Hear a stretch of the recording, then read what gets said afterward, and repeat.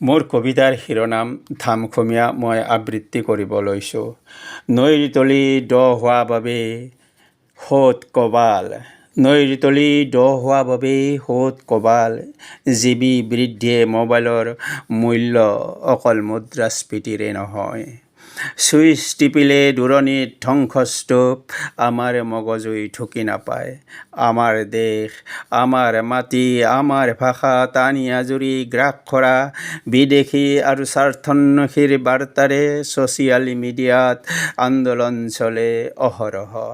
শিলত শিলৰ খুন্দাত ছিটিকে জুই, ফটা কপা গুটিৰ সূতা, দীঘল বসন আদিম বিজ্ঞান পাহৰিছোঁ, যি সৰল মানৱৰ উদ্ভাৱন।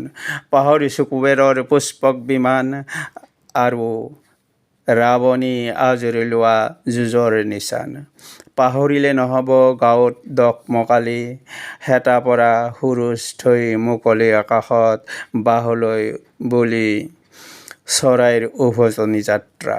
অস্তাচলৰ সতে ক'ব খোজোঁ, বোকা পানীৰে একাকাৰ চোতাল পথাৰ, বাট পথৰ মায়া চিঙা চহৰমুখী যাত্ৰা নোকোৱাই ভাল বুলি ভাবোঁ।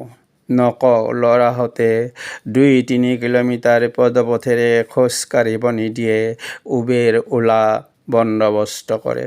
মনলৈ আহে প্ৰতিদিনে অহা যোৱাত ১০ কিলোমিটাৰ আগত লৈ মহাবিদ্যালয়ৰ শিক্ষা গ্ৰহণৰ শুভযাত্ৰা।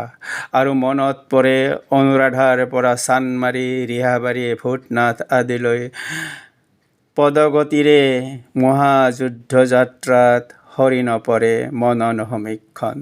তেতিয়াৰ চহৰখনৰ অলিখিত বাৰ্তাত আছে ফুল সৰা দুখৰ বেদনা। মনবোৰ অকালতে শালি পৰা ধানসিৰ হ'ল। আজিৰ মোবাইল নম্বৰত আঙুলি বোলোৱা দিনত বিশ্বখন দিনে দিনে সৰু হৈ আহিছে মনৰ গতিৰে।